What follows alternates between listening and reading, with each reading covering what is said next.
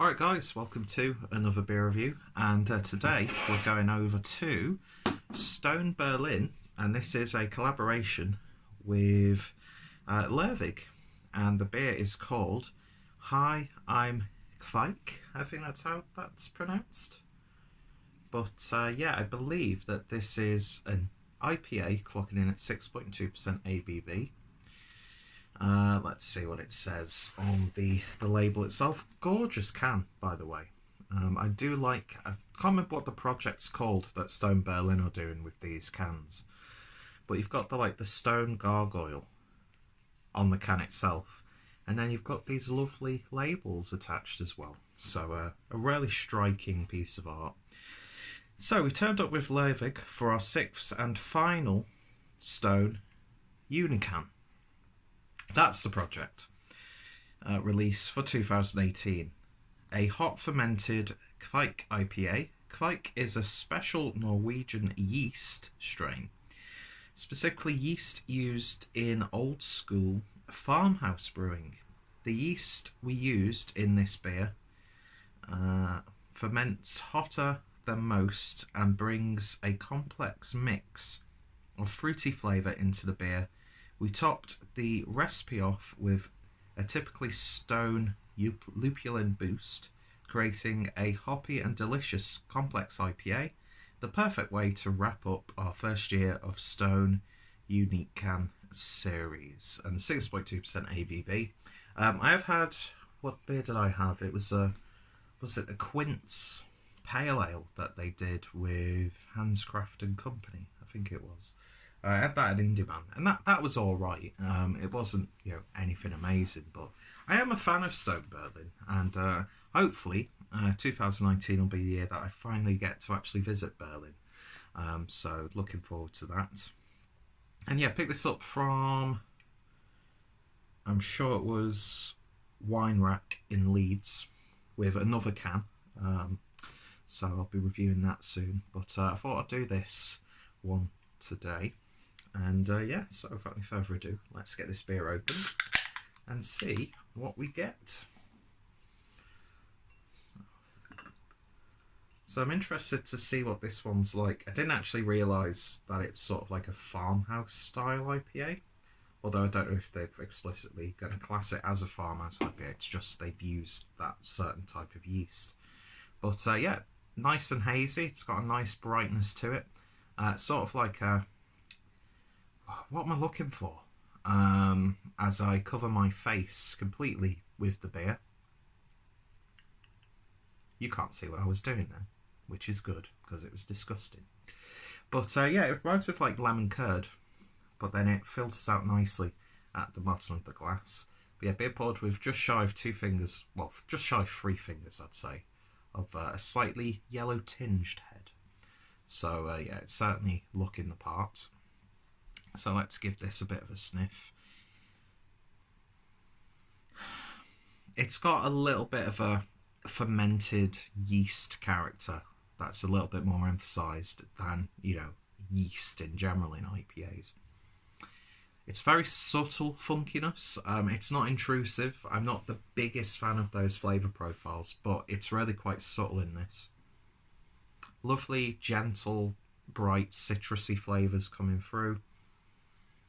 It's a little bit sherbety, a little bit sweet as well, sort of like jelly sweets, that sort of thing. But yeah, smelling really nice, rounded, and just laid back. So let's see how it tastes. Prost!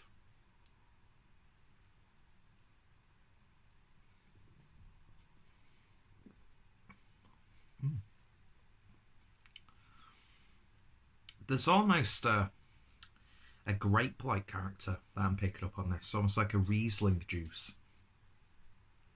And it does end out really quite dry on the back end. Lovely upper end of medium mouthfeel to it. Right in the forefront you get this lovely bold sweet citrus flavour. Almost like a slightly sugary lemon almost. Backed up with some slight funky berry tones in there.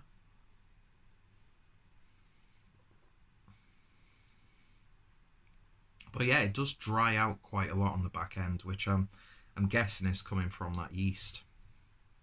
And it does have that sort of like Belgian IPA character, I suppose you could say, but not too much. It doesn't work against the style, because I'm not a fan of those sorts of like IPAs.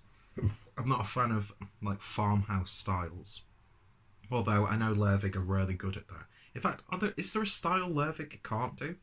Not had too many examples of this from Stone themselves, aside from Cali Belgique, which was the Belgian IPA, which I thought was alright. But yeah, this is it's nice, interesting. You know, IPAs right now, it just seems to be all about the juice, the haze, you know, yada yada yada. I'm a big fan of that. I'm not going to complain. This just, it's does something a little bit different. Is it a standout beer? I wouldn't really say so, but I still think that's really nice. It's got this like sour sweet sherbetiness to it, which I think is really interesting.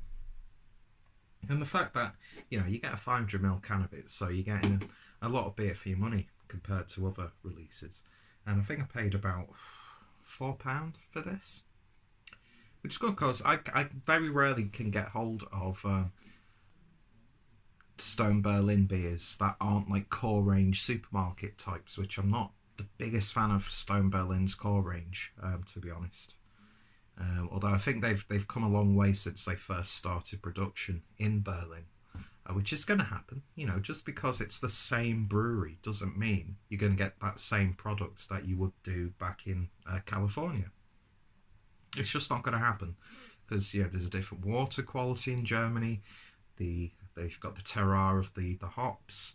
Of course, Germany home, you know, one of the homes of the malts, so you're getting a lot of different. And the environment changes, and you know, it's not as humid in Berlin as it is in California, although it does get bloody humid in Germany, from what I remember.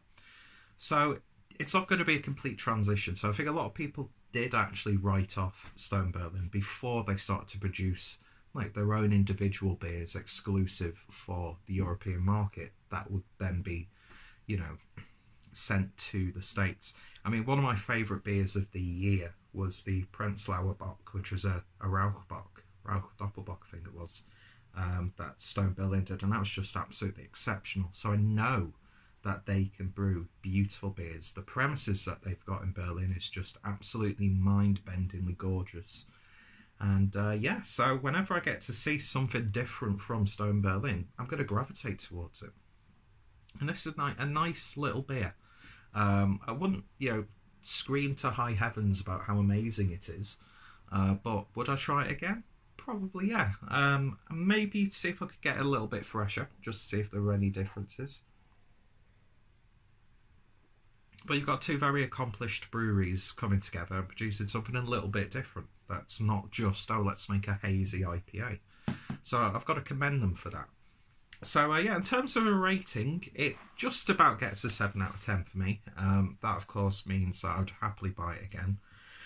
Would I go out on my way to pick it up? Probably not, but if I saw it and I was like, I want to revisit that one. I'd like to see what this was like on tap as well. So yeah, so Stone Berlin and Lervig's Hi, I'm Kveik. 7 out of 10. Part of the Unican series. A nice little initiative, something a little bit different. And yeah, so if you've tried this one, then let me know your thoughts, opinions down below. What's some of your favourite Stone Berlin beers? What's some of your favourite Lervig beers? What's some of your favourite beers that are very similar to this style? And yeah, check out both breweries. I've got a playlist for Stone Berlin, so I'll put that down below. I think I've got a few beer reviews of Lervig. I'll need to catch up on some of the more established craft breweries. I really, really do. And yeah, if any of my friends and fellow beer tubers have reviewed it, then their links will be down below as well. So, thank you guys for watching, and I shall hopefully see you all later. Cheers!